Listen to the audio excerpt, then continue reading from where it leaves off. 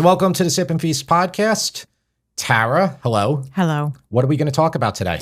We're going to talk about produce and gardening, but more specifically, if you've ever been fed up, outraged, disappointed, insert any other number of feelings you might have with the produce that you're finding in your local grocery store, this is the podcast to listen to. That's a great intro, and I think you're right. We say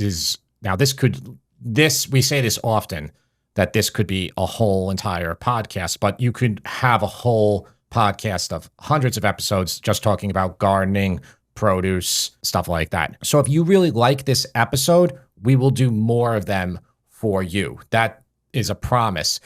And I could go on and on forever about produce and gardening and everything. Now, the caveat here is I am not an expert gardener, nor am I a professional chef, nor am I a professional wood carver or carpenter or all other things, but I know a lot about all of these subjects. So I am, what would you call me, Tara? A Jim of all trades. Or a Renaissance man. A Renaissance man. Yeah, you're not a beekeeper, though. And I always wanted to do that. I always wanted to get into that. That's something that we're not going to discuss on this episode. That's a whole another can of worms like that you can open up if you want to go down that route and do it. But doing things yourself offers not just better, like you won't just have better tomatoes by growing your own tomatoes. I think you get a lot more satisfaction too. Would you agree, Tara? That is true. Do you want to back up and talk about what kind of led us to have this conversation? Yeah. So the main impetus for this conversation was the pesto trapanese. That's right. You want to describe it or do you want me to? I can talk about the experience because for those of you who don't know, I'm usually the one who is doing the grocery shopping for Sip and Feast. We don't often use delivery services or anything like that just because we want to know that we're picking out the ingredients that we need, that they look a certain way, that they'll look great in photographs, really always wanting to put the best possible ingredients in front of our audience. So we were going to film the pesto trapanese, which for those of you who don't know, they're one of the components of that recipe are tomatoes, right? Roma tomatoes. It doesn't have to be. It could really be. I just wouldn't use beefsteak. Because why? Do you know why, Tara? Too many seeds? It's not the seeds, really. There's too much juice. Too much juice. Okay. If the juice to the pulp ratio is out of whack, so you want to use a paste tomato, which is a plum, Roma, San Marzano, etc. Right. But cherry tomatoes also work well. Okay, that makes sense. So Jim had given me the list of ingredients that we needed to get. I picked out the tomatoes, Roma tomatoes. They looked fantastic in the store. They were bright red. They weren't too firm. They looked perfect. Well, get them home.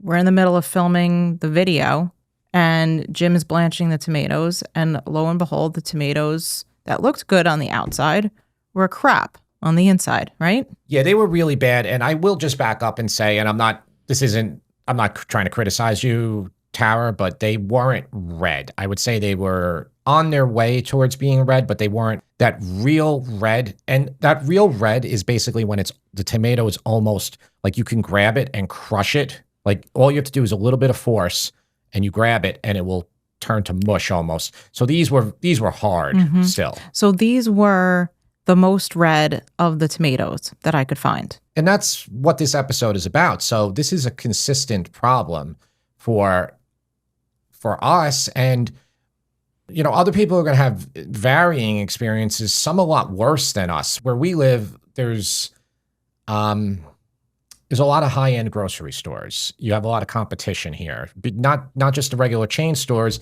You have Whole Foods. You have Uncle Giuseppe's, which we'll get into their produce later, which isn't good.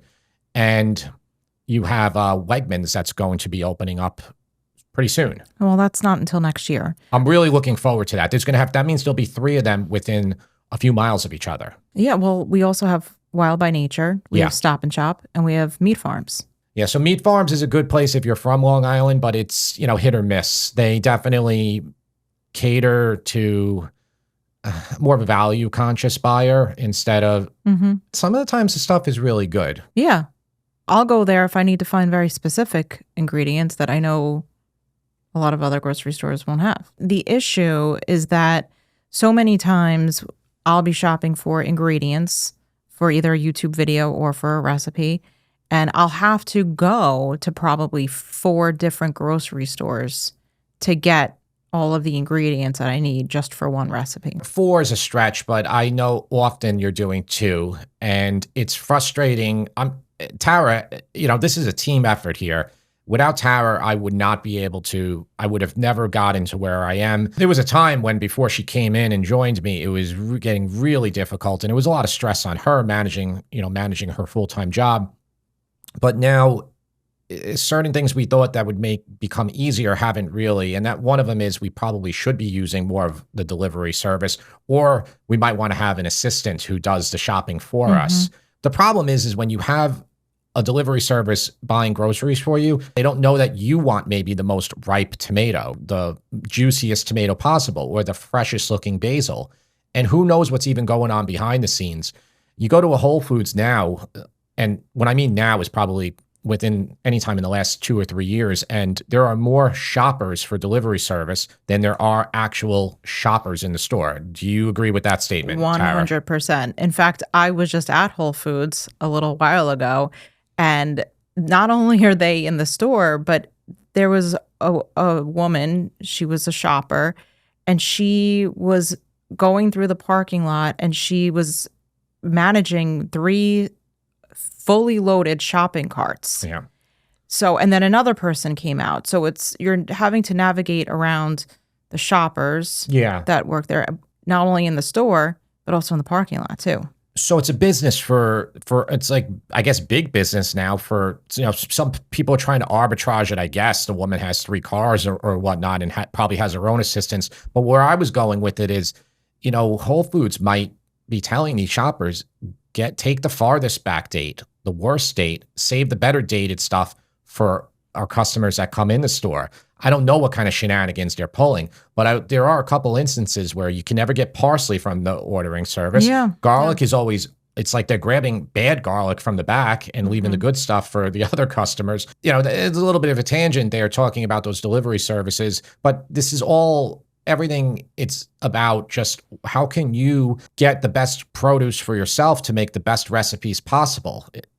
We know you're not taking photos. We know you don't need a super sharp, great looking thumbnail, but we also know you want to make it look really, really good and desirable for not just yourself, but for your family members. Well, forget about look. I mean, what about taste? Well, looks and taste go hand in hand. So they do. I'm not saying that looks aren't important, but I will say that when you made the pesto trapanese, the tomatoes that you used, they weren't the best tasting either. They tasted like nothing. Right. So what we did, we made it again, and this time we used the cherry tomatoes, and it tasted so much better.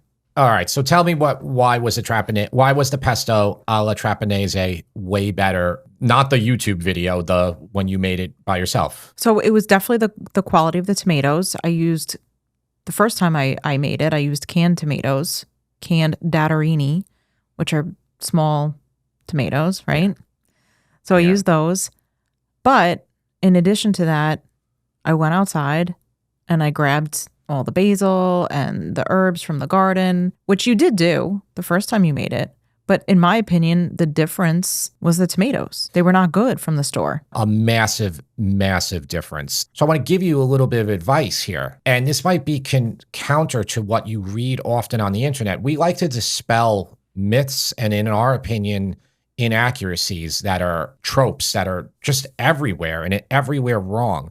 You'll often see you need fresh tomatoes for this recipe, and that fresh tomatoes are so much better. Fresh tomatoes are not so much better. Often fresh tomatoes are downright inferior to a good canned tomato, because if you're not picking at maximum ripeness, when it's like about to fall apart in your hands, where you could just like take a bite and eat it and enjoy it right in your garden without even bringing it inside, that's the optimal tomato. But no normal person who works a full-time job is really going to be able to keep up with that. And then if you go to the supermarkets, it's hit or miss. Sometimes you get that really, really great tomato.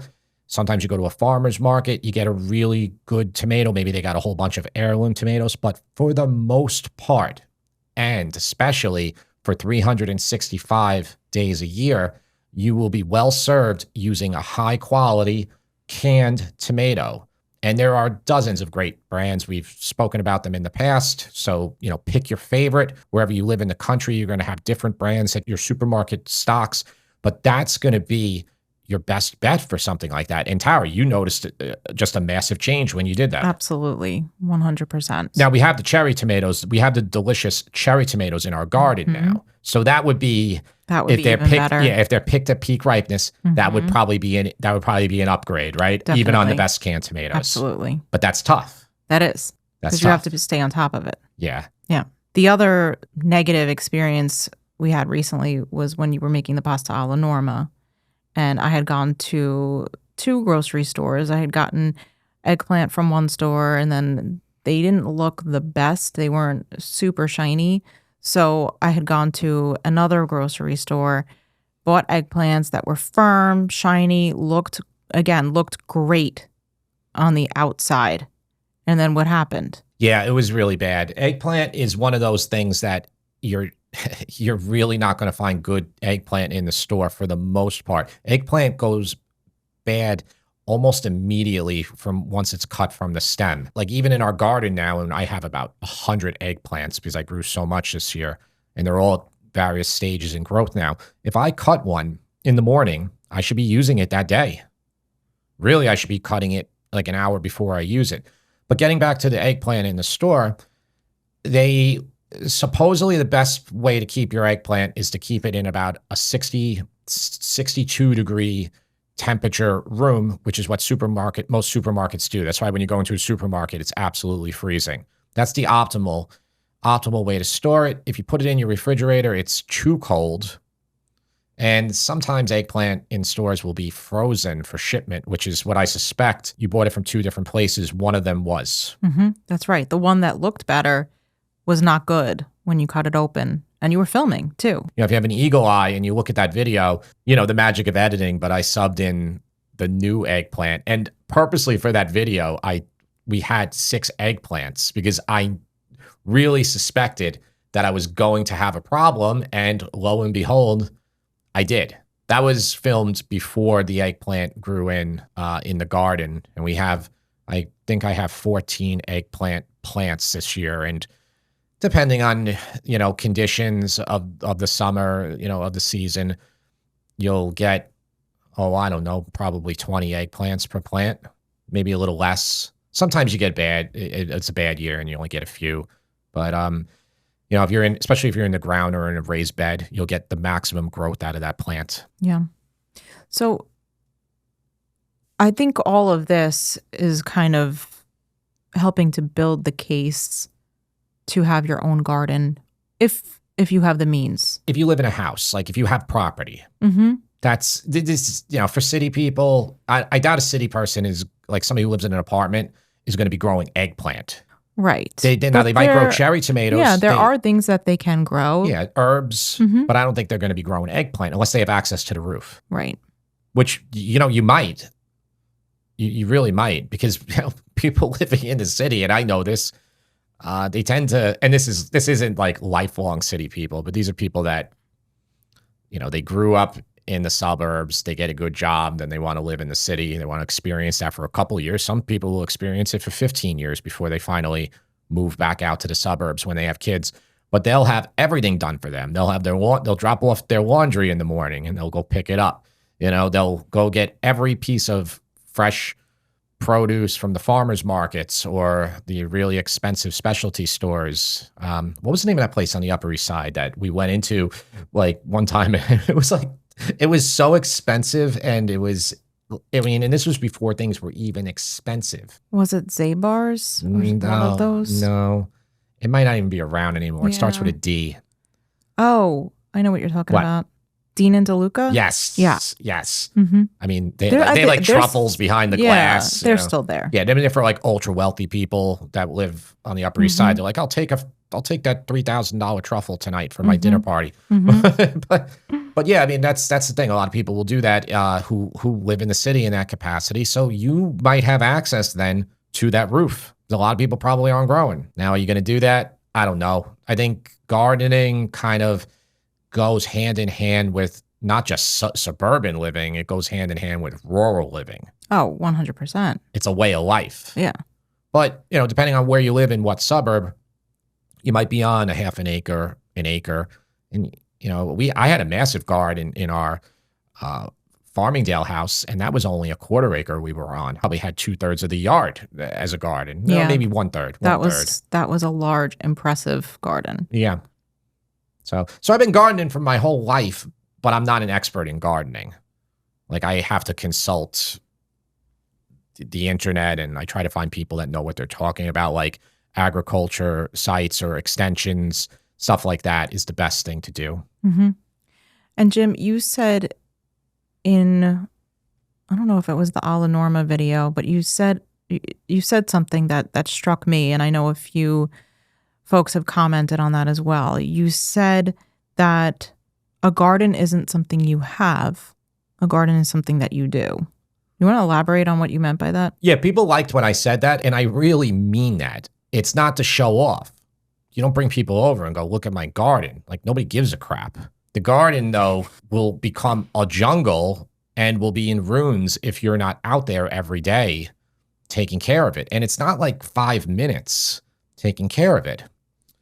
That's the God's honest truth. I remember when I went to Mike G from Pro Home Cook's house. I hope he's okay with me saying this, but I asked him because he told me he had a big garden. He was like, do you know are you into this? And I was like, yeah, no, I've been doing it my whole life. So he's like, oh, okay.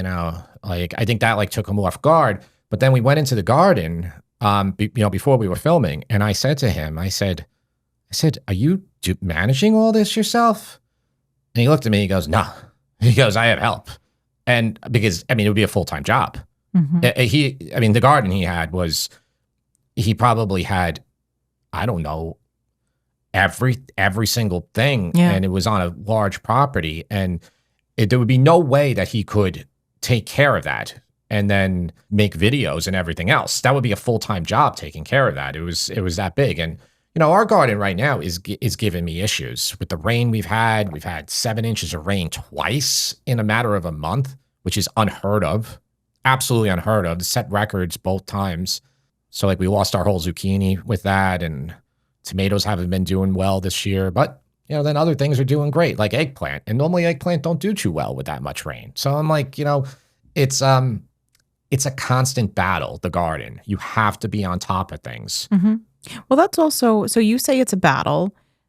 Others might take a more optimistic approach and say it's something that helps them stay more in touch with the environment that's around them. Yes, you might be battling Mother Nature while you're doing it, but it's making you more keenly aware of those things that are surrounding you, which in turn can detract you from less desirable things like looking at your phone or, just doing any number of things that are more technologically related. Yeah, I agree with that. And the ultimate goal with having the garden is to get outdoors, to be with nature, to have produce that you can save a lot of money on, and that produce is better than any supermarket or any farmer's market for that matter. You are with nature. You're dirty, you're on your knees. You have problems. You have a heavy wind the night before. A lot of plants get knocked down. You got to go get more stakes, tie them up again. You got to keep the bunnies. The bunnies, yeah. So we have in our garden all like, I put temporary fencing around it, and I took a bar of Irish Spring and I shaved it all around the garden. And supposedly, I read this online, so who knows if it works. Supposedly the rabbits don't like it. So we have a high fence, so we don't knock on wood. We don't have deer in our backyard, which deer are an increasingly really bad problem here in Long Island. It's gotten to the point where a lot of towns aren't doing anything. They're not culling the herd, and it's getting out of control. So yeah, these are all things that a suburban gardener will have to worry about. Then you have pests like, I suppose you could have rats. We have a ton of birds in our yard. They've been just pecking the eggplant every day because there's like these holes in the eggplant. And I was like, what is this? And so I was like thinking that can't be like, I was thinking, is it a rat? Like they're incisors, but no, it was a bird because I've seen birds back there. Yeah. And then you got to deal with the tomato worms for your tomatoes, and parsley worms, and there's a whole lot. And you could do soil tests, make sure your soil's okay. Normally, if you just grow in good compost, you'll be okay with that. Mm-hmm. But there's a lot of stuff. Yeah. And Tara's not into it as much as I am. I'm kind of the one who does more of the gardening, right? Yeah. So you do. Although I did help you plant quite a bit this year, and I really did enjoy just having my hands in the dirt and being distracted from some of those other things in life that sometimes you just don't want to think about. It's so good. And it's good to get dirty. It is. It's good to get dirty and stick your hand in the dirt. Mm-hmm. Stick your hands in the dirt. Wipe your face, the sweat off your face. Get some dirt on your face. Yeah, throw away that hand sanitizer. Yeah, forget that hand sanitizer. Let your kids play in the dirt. Let them go out there and garden with you too. We've become a nation of just like weak people, and not that gardening is going to make you strong, but it's going to make you, I guess, maybe appreciate the food you're eating more. Like the first year you do it, you're going to want to tell your friends and your family members. You're going to be like, hey, look, I built 2 raised beds, and then they'll be like, yeah, whatever. And then they'll see like you didn't take care of your garden and it went to hell, and you got like 3 tomatoes out of the whole summer. But then like year 2, they'll start taking you a little bit more seriously. Year 3, they'll be like, wow, Bob or, Susie's got this amazing garden, and we go over there and she gives us all this stuff all the time. And then you give it to your neighbors. Like we gave basil to our neighbor the other day, and, we'll have a ton of eggplant if she wants it. It makes you feel good. That's what I'm trying to say. Yeah. You get this satisfaction that's hard to get in a lot of other venues, I think. It's so true. And I keep going back to the pesto trapanese recipe because I have, since you filmed that video, I have made it about 3 times in like a 2-week period. And that's, for me, that's a lot of times to make one recipe. Yeah, we're always moving on to the next recipe. Yeah. So I kept saying like, oh, I love making it because I feel like I'm shopping in my backyard. Like I'm going outside and I'm grabbing the basil and the mint and the parsley and, the tomatoes. And it just feels so good. Why do I keep wanting to make this? And do you know I actually did an internet search to try and understand, like, am I crazy, or like why do I get this feeling? So there's actually evidence. It's called harvest high. So it's something that when you pick something that you harvested, it releases dopamine. Yeah. Okay. And apparently it's evolved over, the 200,000 years that humans were doing hunting and gathering. So if back in the day, if you spotted a berry or something that you knew you were going to use for food, it would give you a dopamine rush. And the same thing happens today when we harvest our vegetables or our fruit, or actually the same thing does happen when we find something to shop for in the store. So it's actually the same type of release that's used for like people who are addicted to shopping. That's interesting. Because I actually feel, and I have an immense feeling like that when I see the plants. Like right now, if you go out into the garden, and I really should like overlay video here of some of the garden pics. But if you look at the eggplant right now, it's just, I mean, some people might be like, oh, I hate eggplant. Well, then it's not gonna do it for you. But the eggplant is the most successful of thing that we grew this year. Peppers are doing all right now too. They've really turned the corner. Some of them, a few of them haven't. We planted a big variety of peppers this year. We did jalapenos in the front, did a couple different bell peppers in the back, cubanellas. Did we do long hots? I don't know if we did them. I think we did. Yeah, so we have a bunch of them, and some of them are just like not doing anything. And then others are like the bell peppers took off. We have one plant has like 12 big bell peppers on it. So I go out there and I look at it and it's just exciting. You know, I really got the high you're talking about. This was probably 20 years ago when I think initially maybe like second year of gardening.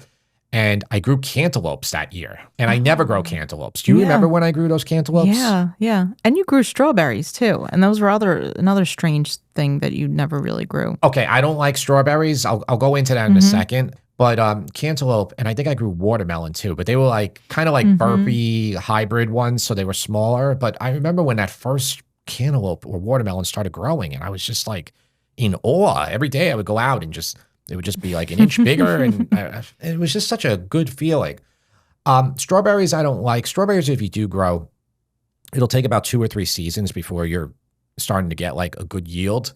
Normally the first season you put strawberries down, really whatever variety you plant, it will not give you much at all. You just have to wait. It's not like apples. I think apples are like every other season, but where you get your yields. But strawberries, I don't like them because they're in the ground with a lot of dirt and they're close. So you get a lot of pest like invaders. Oh, yeah. So there's a lot of fighting the whole time. So if you don't want to use regular pesticides, which I don't blame you if you don't want to use them because I don't want to use them. I use BT and neem oil, which are organic pesticides. So they're still pesticides, and especially BT is still a pesticide. But I'll just say again, the strawberries, it takes a lot. And versus when you go to the store and you get like a nice batch of strawberries that are pretty good. Yeah. I will say blueberries are never good in the store. Well, you can find good blueberries sometimes. But going back to the strawberries, I will say that just recently I had the best strawberries I've ever had in my life. And those were from Costco. And those were like hydroponically grown. Do you remember those? I do. They were delicious. They were so good. Costco produce stuff often is bad. I agree. And I used to like it. And I think it was like 15 years ago. We bought apples and I was like, these apples are horrible. They have no taste. So then I was like, okay, that's a fluke. And then we tried again and then again and other stuff. And I'm just like, I'm not buying any produce from Costco anymore. And I recommend Costco. That's not true. We do buy the produce in the cold section. So we buy the broccoli florets. We'll buy the Brussels sprouts. We'll buy the asparagus. Yeah. The green beans. Actually, come to think of it, all the stuff in the cold section is good. That's all the mushrooms. Good. Yeah. But the other stuff, like the big bags of lemons, you buy a big bag of lemons, there's one bad lemon. And then before you know it, the mold spreads to all the lemons. So the garlic too. It's like tiny little garlic that has the smallest cloves. And you get like 5 pounds of it. Yeah, great. Now I can't even, it all rots. And I'll just buy a couple heads of garlic when I need it. And I don't grow garlic. No. Yeah. Like I don't really grow much produce in the ground. Like I don't grow onions, though I have in the past. I don't grow potatoes, though I have beets. Carrots. Carrots I don't grow because they're so cheap. And they're fine. Yeah. I try to grow the stuff that's not that good in the store, and then you get a wow factor when you grow it yourself. Like it's much better. So, Jim, I know a few minutes ago you talked about letting your kids play in the dirt and getting your hands in the soil and getting dirty. And, that was actually something else that I wanted to learn a little bit more about. Because I always hear people who garden say that it's very therapeutic for them. So I was like, oh, was there any sort of, scientific reason for that? So I did find an article and it's explained that there is a certain bacteria that's in soil that when you come in contact with it, it triggers serotonin release. So there's actual scientific reason for it. There is. Interesting. There is, which I thought was really cool. And, the article also cites a number of other benefits of getting into the soil, especially for children. Children who are exposed to soil at an early age have less allergies, asthma, and even mental health problems. So Less mental health problems. less, Yeah. less, Yeah. yes, less allergies, asthma, and less mental health problems. So I thought that was really interesting too. And I'll link these studies In the show notes. in the show notes. They're from, I think one was from the University of Colorado Boulder, and then another one was a university that's in Australia. But there's a ton of articles out there about the therapeutic benefits of having a garden. Honestly, it makes sense. I can't imagine anybody making the opposite argument that gardening is bad for your mental health. And I mean, maybe it's bad for a farmer that is in debt because he bought too many machines. And I can't imagine it not being a good thing playing in the soil and doing that. I mean, getting your kids away from video games and TikTok, which, I said it in the past, I'll say it again. I have posted a few things on TikTok recently just to kind of test the water, but I truly do hate that platform. I do. And I hate the way it makes me feel. I hate the way it makes my kids act. I hate the way it makes just the random 14 or 15-year-old act. I know I sound like a get off my lawn type of person, but I don't know. I can't help it. I can't be that get off my lawn type of person because all we do is fool around with tech all day. Do you agree, Tara? I understand where you're coming from because I too don't enjoy the way I feel after I've consumed TikTok content. And I think part of the problem is that it's so quick and you get almost lost. They're triggering your dopamine. They're triggering your dopamine response, the curve very quickly. And I believe if you believe that, like you can be depleted. And then you have to, that's when you finally 2 hours later log off. That's when you need to go stick your hands in the soil. Yeah. And the whole thing about short content, like, are you learning anything? Now, you could say, Jim, well, I'm not trying to learn anything.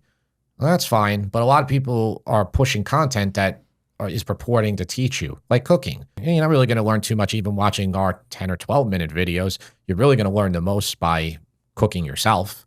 Yeah, that's where the real learning happens. Applying what you've seen and executing it. Yeah. But I'm anti. Like, I'm taking a firm stand on it. This is how I am. So I wanted to talk briefly also about the meal that you made last night. You made stuffed eggplant, right? And you picked the eggplants from the garden.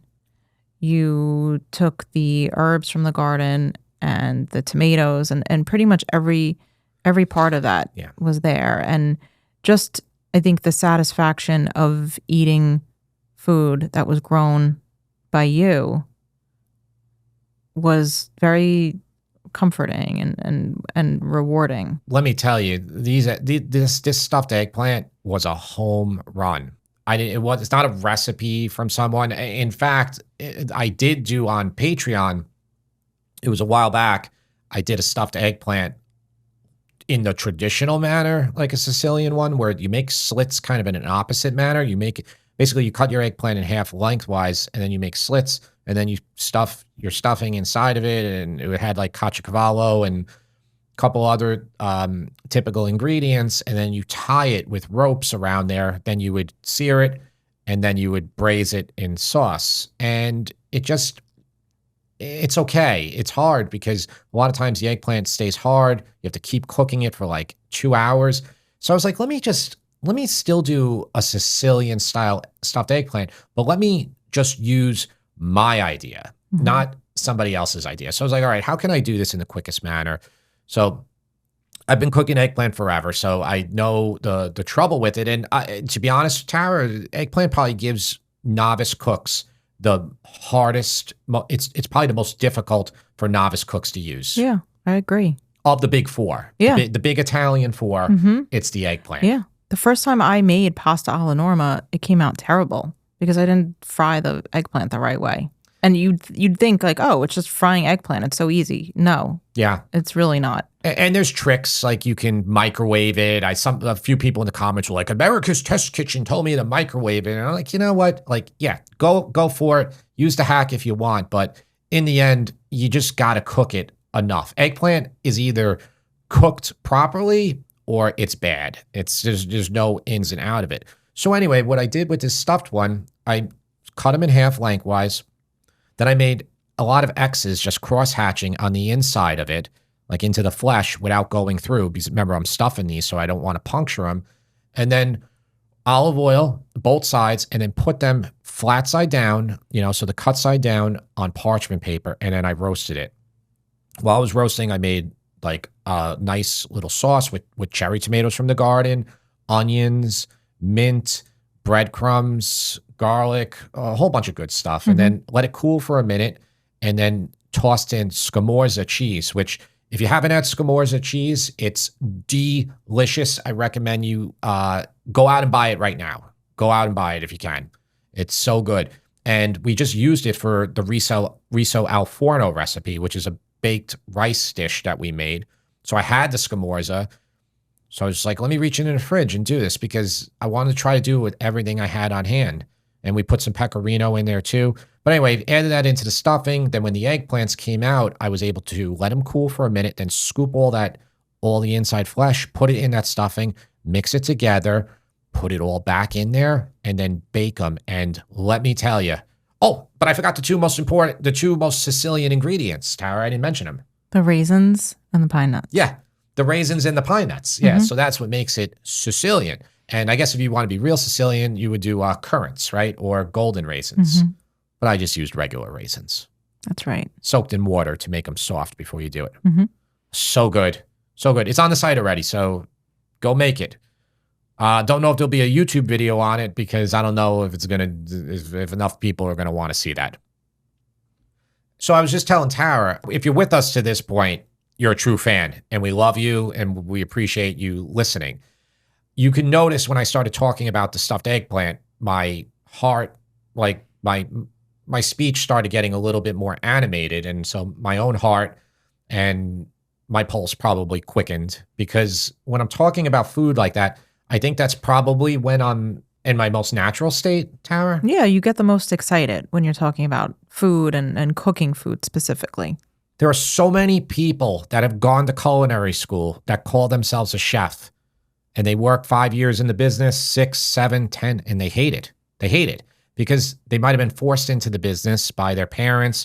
Maybe they went to a BOCES program or, that's BOCES in New York. They have that, or they don't want to do it. And then, they're quote unquote a chef. But then you got these home cooks, and, I consider myself one of them. Though I guess I'm not technically a home cook. I'm probably a little bit more than that. It doesn't get old for me. I love to find the new flavors, the new combinations, and like making that stuffed eggplant last night. By the way, I learned this. What you call a cook in a restaurant, you call somebody a cook versus a chef is what, Tara? What's the distinction? It doesn't matter if they went to culinary school. What is the distinction? So I believe the chef is the one who creates the recipes, who has the ideas, and the cook is the one who executes. That's right.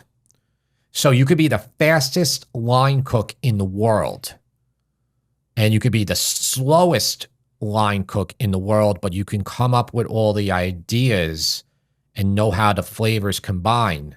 That's the chef. I found that interesting. Now, some people might say that's not, Jim, that's not correct.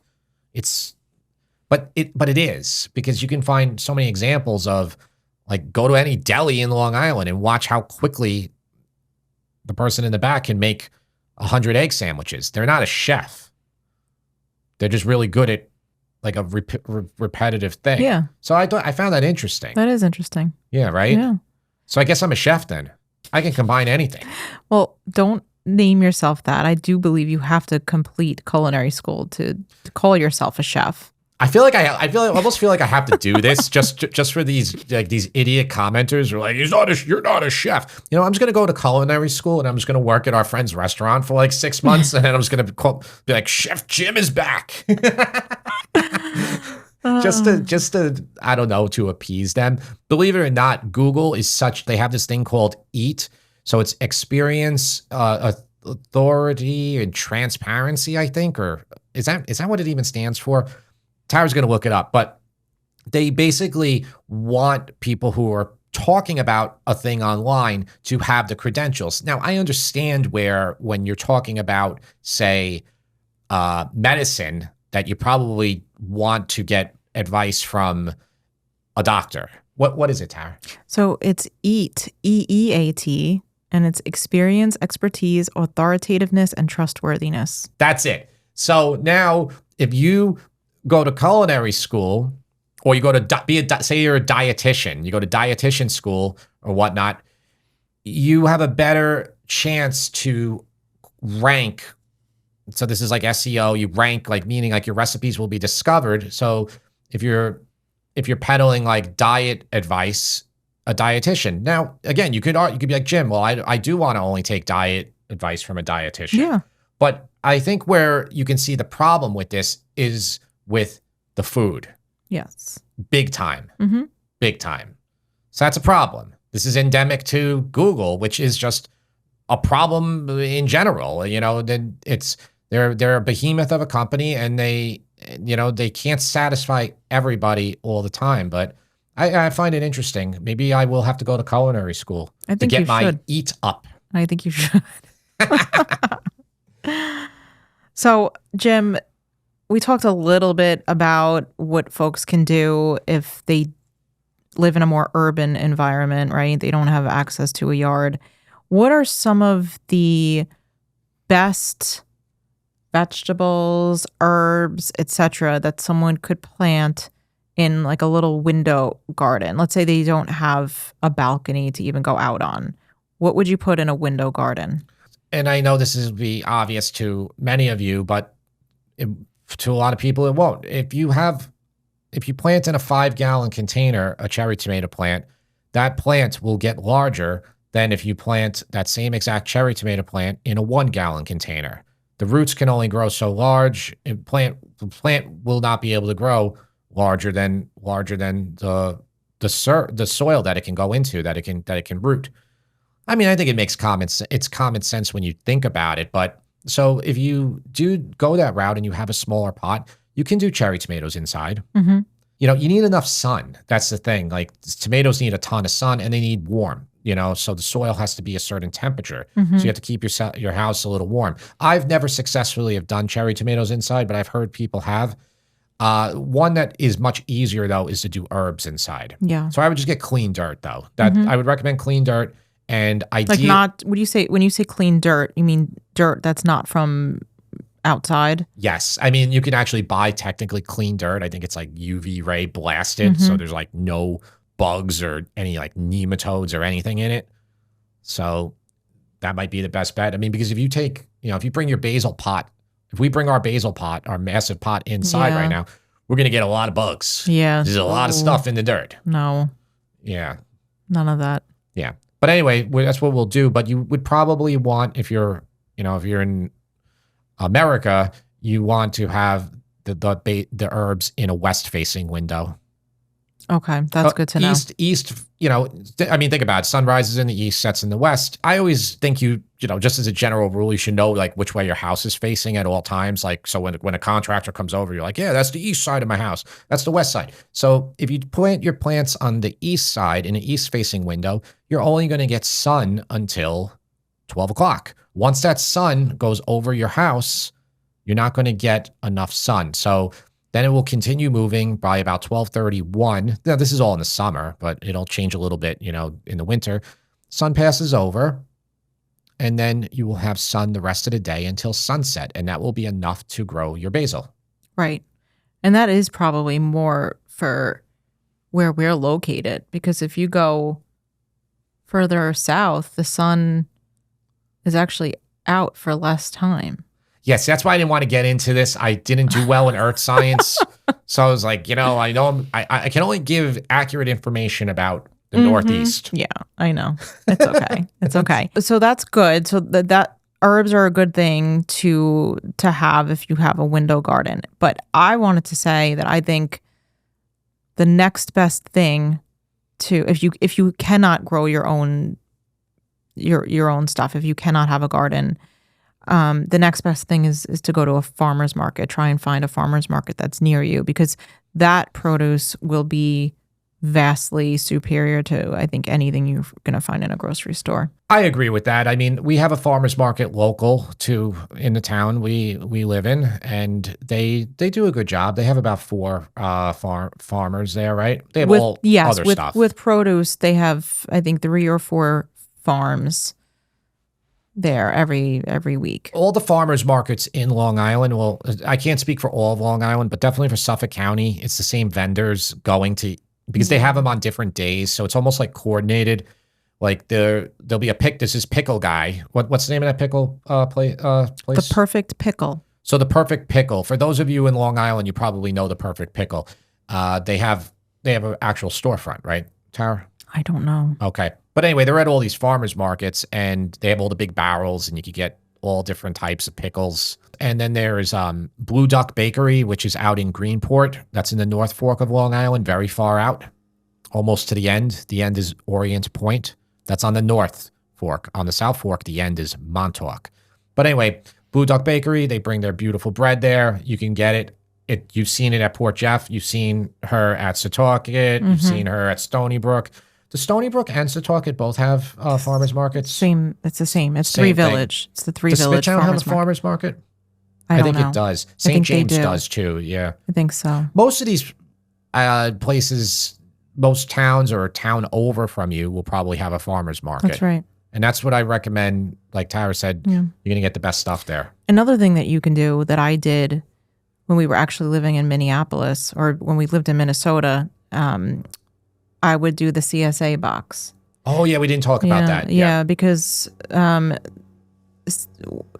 CSA stands for Community Supported Agriculture. Is that right? That sounds right. We're going to go. We'll go with that. I'll fact check that. But the CSA box allows you to buy a share of whatever a certain farm's crop is for that week. So each week you'll get whatever is in season for that week, and you're never going to really know what's in your box until that day. It's kind of exciting too. It is exciting because you'll get interesting things. Like one week I got a watermelon radish, and I got other things that I had never thought to use before. Yeah, the watermelon radish. It's funny, since there was a time before Jim made Italian American food for Sip and Feast.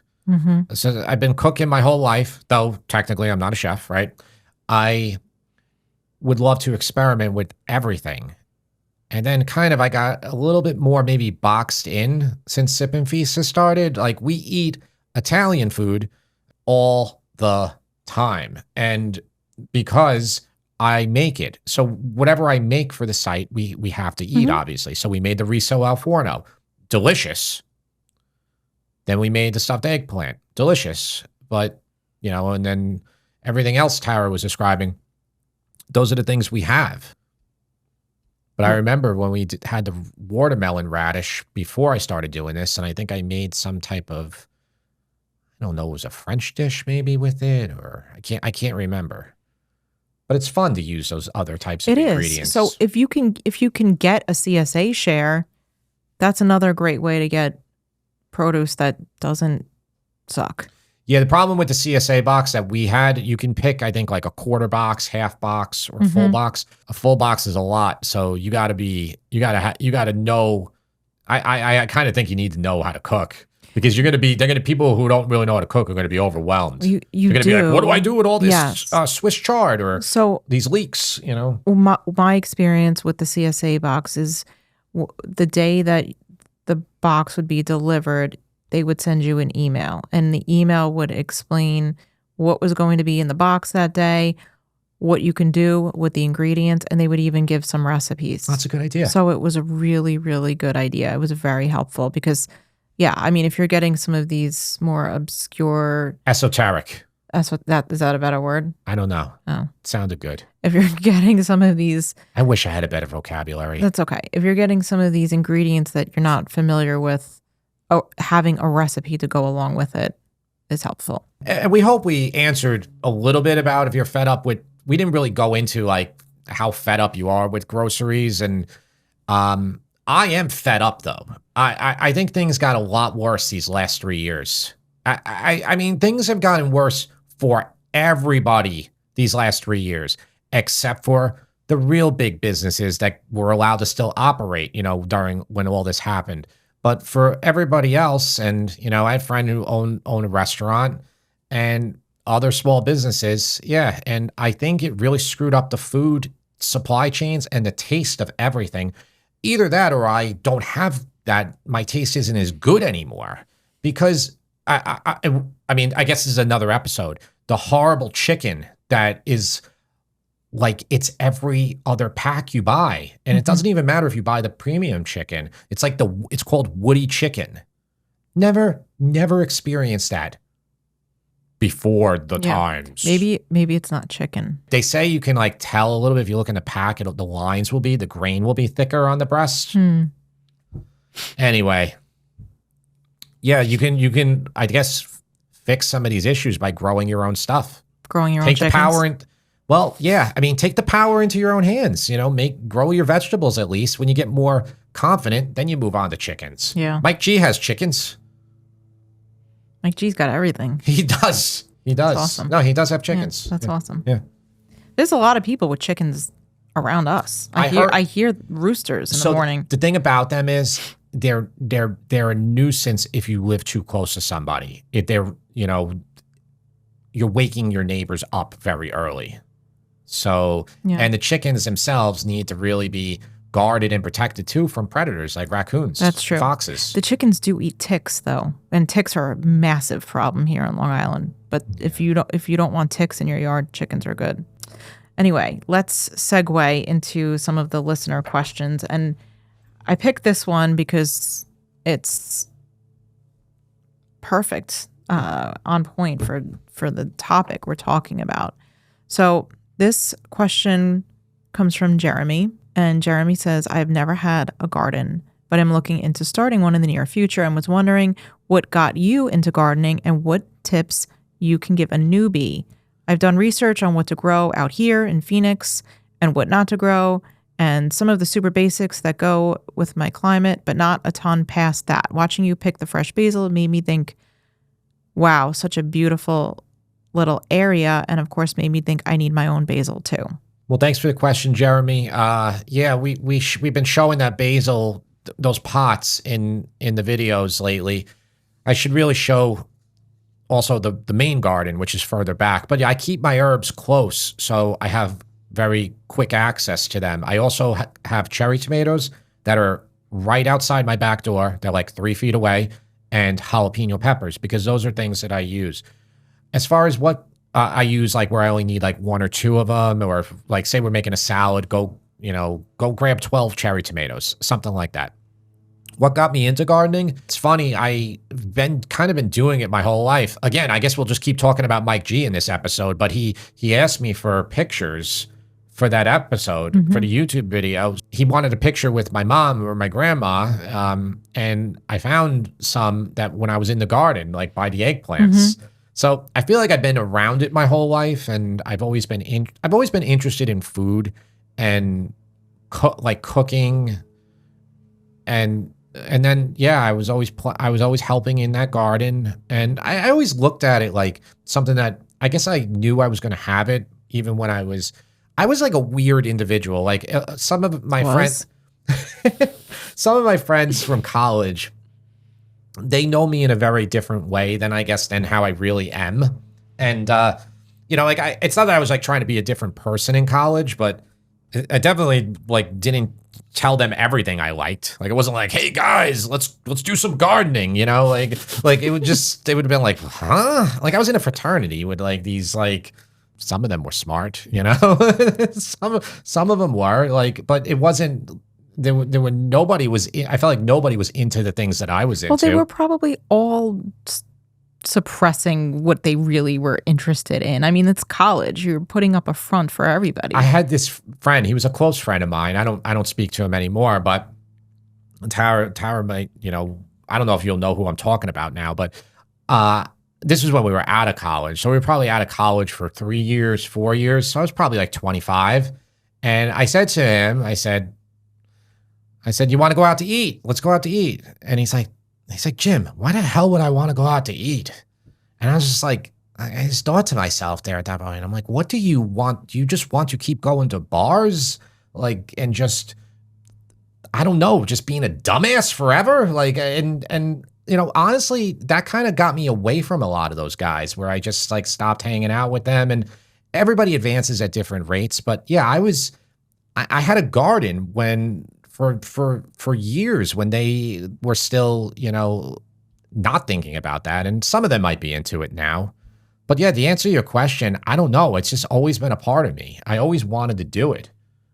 I always liked food. I Mhm. really like those restaurants we go to when they have like when they grow their own stuff, like the farm to table, Mhm. like the old kitchen that's now what Pietro's Yeah. in Yeah, it this used is to in be St. James for you people it who used know to the be area. Kitchen a Bistro. It was the original kitchen and bistro, which prior to that was Mirabella. Mirabella now is a different place, but it was the original Mirabella. Then Kitchen bought it. Probably this is over 20 years ago. This is one of the best restaurants in all of Long Island. I've been to so many places, and I've had so many bad experiences too.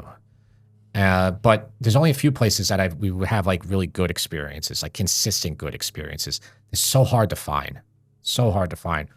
But they had their garden and they did farm to table. They did. Just amazing. I can respect that, Yeah, definitely. So can you answer the second part of Jeremy's question? Do you have advice for a newbie? Yeah, so Jeremy, I would take it slow. I would go like year one, let's say. I would figure out what you want to grow. And then you know what it is? When you go to like Home Depot and you see that there is 200 vegetables they have, you think to yourself, I'm going to get this one and this one and that one and this. And then, before you know it, you have like, you just got too much. You got to focus. Think about what's going to be the best for your family, what you're going to use the most in your own cooking. Mhm. So that's going to be different per person. It really will be. But I always like to say, go with the big four. The big four for Italian cooking, and it doesn't matter if it's Italian cooking in Italy or America. It's peppers, tomatoes, eggplant, Zucchini. and that's it. I mean, this isn't just for Italian cooking. This is for any cooking. They're so versatile. Mhm. You can do everything with them. So the reason I exclude like the potatoes and the carrots and celery, you can get that stuff very cheap in the supermarket Mhm. all year round. And they can last longer. And they last longer and you'll be fine. So that's my advice to you. I say start with one raised bed. I would say there's a couple good, not a couple, there's a lot of good gardening channels on YouTube. There's this guy, and I'm saying his name wrong, is James Pegrioni or Pen. I'm definitely saying it wrong, but he's from New Jersey and he has such good info. I subscribe to his channel and just I would watch him, and you can learn so much. And you'll watch him and you'll see like he's got so many raised beds and everything. But take it slow. 1 year, get it done. Second year is when you're going to go harder. Year 3 is when your wife's going to be like, Jeremy, this is really impressive. Like now we're using a lot of the produce. And then you can get into canning and all that. And that's a whole nother category. And then you can start saving your produce into the winter months. Okay, so this next question came from Robert. And Robert said, if someone was in Long Island for the day, where is one restaurant that you would say is a must to visit? Okay. Great question, Robert. I will say the best, it's our best restaurant, especially I'm going to say for Italian food. Okay. Because I think that's probably what you're asking. It is the Trattoria in St. James. It's a really, really amazing experience.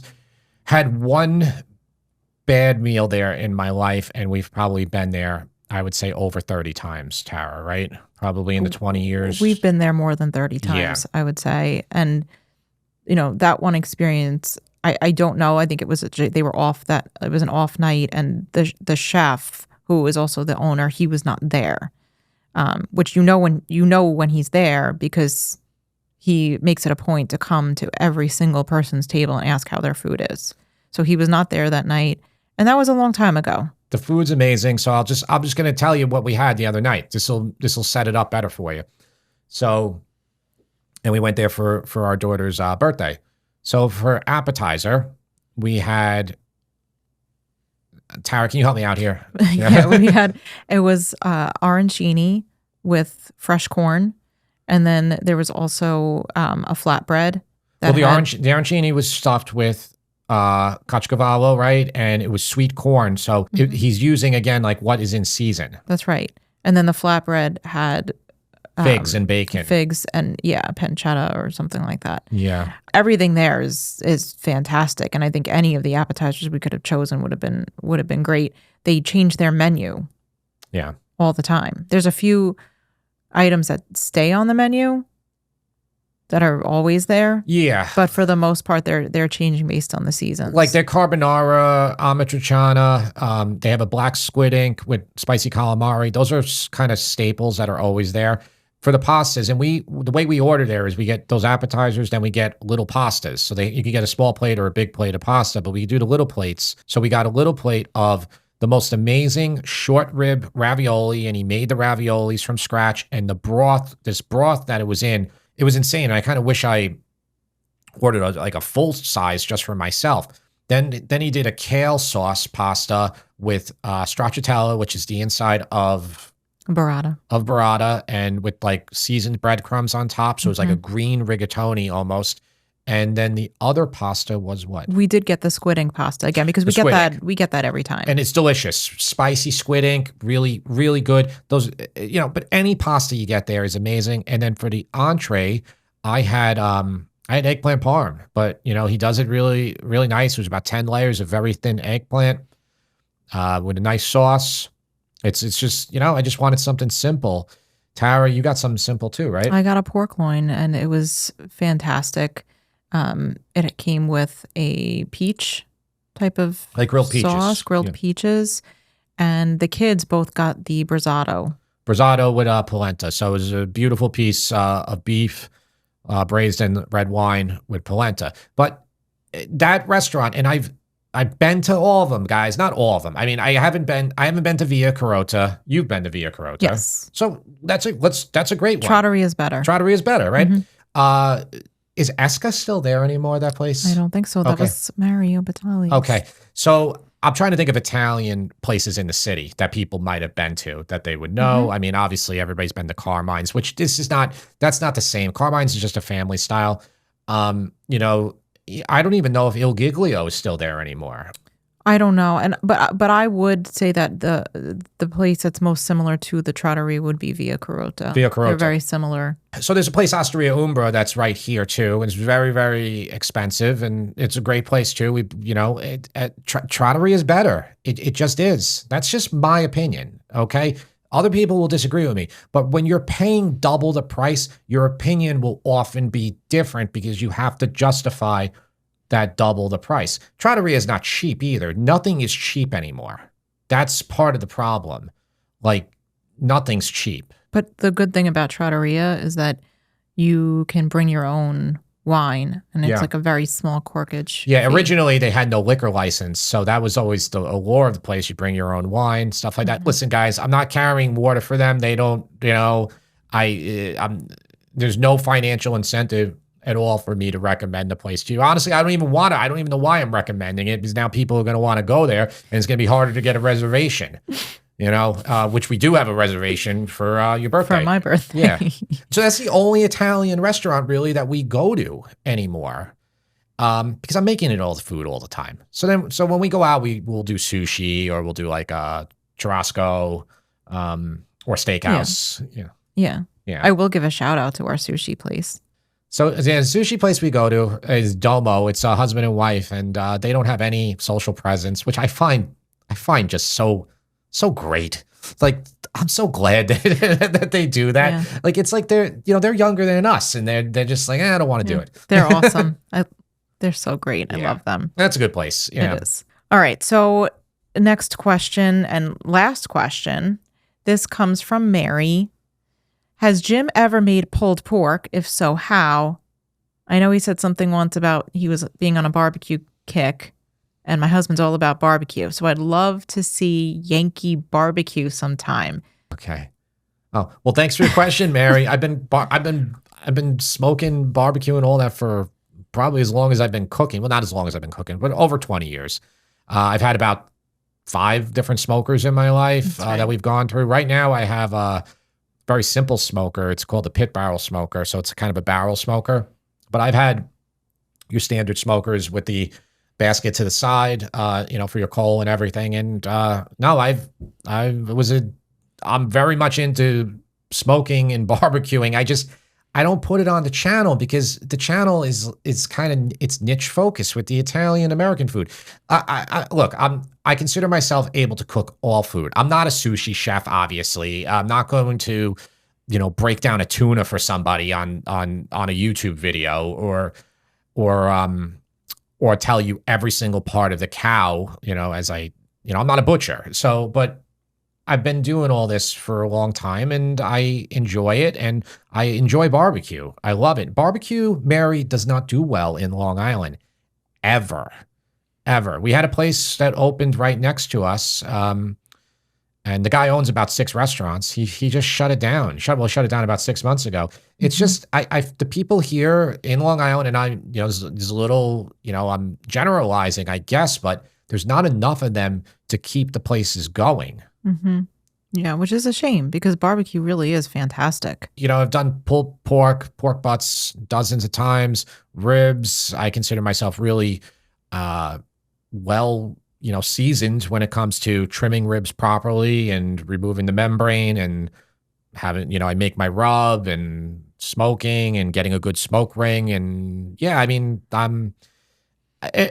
part of the reason, Mary, why I don't put those videos on is because I know if I do, you're jokingly calling me a Yankee, but there will be a billion people in the comments telling me I don't know what I'm doing because I live in New York. And that's like kind of like, I get enough of those comments from people in Italy. God, like it's like, I can't think of anything more pathetic than somebody in Italy, like trying to find an American cooking Italian American food and then telling them what they're doing wrong. That would be yeah, no, I don't think there's anything more pathetic than that. So there just isn't, which leads me to believe that most of the people that purport to be in Italy are not. I think they're just like some schmuck in their mom's basement in New Jersey or something. That's what I think. And you guys don't see these comments or know anything about them because often, we end up having to delete them because, then after that, they'll proceed to tell like 10 curse words to me and about how I'm the worst cook ever and that I should die immediately, Yep.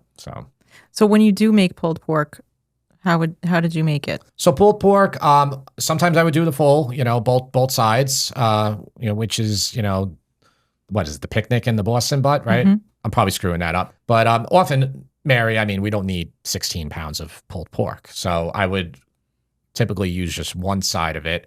And then I would do the long smoke, and often that would go overnight, if I didn't plan accordingly, if I got started late that day. So sometimes I would have to take it, finish it in the oven. But no, I would get it to the point of complete breakdown, the 210 degrees or whatever, get all the collagen to break down. Cooking's cooking. That's the thing. Like, if you know how to cook in one cuisine, you cook in the other. There's not much there to it, but I know barbecue people take their barbecue extremely seriously. And you would make the mustard slaw to go with mustard slaw, yeah. The pulled pork. Well, I would always try to, whenever I would do something, I would always try to honor where it's from. Right. So, I think we spoke about it in a previous podcast. I was on a Thai curry kick, and I was making the curries from scratch. So, this is before Amazon even. I was ordering gal and kaffir lime leaves and all these ingredients. I was ordering them from eBay from sellers in Thailand, and I was having them brought to me, and then I would make them, and I was trying to make it better than the Thai restaurants around here. Little did I know that all the Thai restaurants, whether here or in the city, they're not making their curry paste to begin with. They're just using those cans that are... A lot of them do, yeah. That come from Thailand, yeah. That's right. Yep. That's right. So, Mary, thanks for that question. And Mary emails us every now and then. Oh, really? And I always enjoy her emails. She seems like she's got a little bit of a edge, she's a little sarcastic. Oh. I think if she lived around here, we could be friends. Well, that makes it even better, Mary. Really appreciate that. And Tara's the one who responds to the emails. Yep. So leave us your questions at podcast@sipandfeast.com, and we'll see you next time.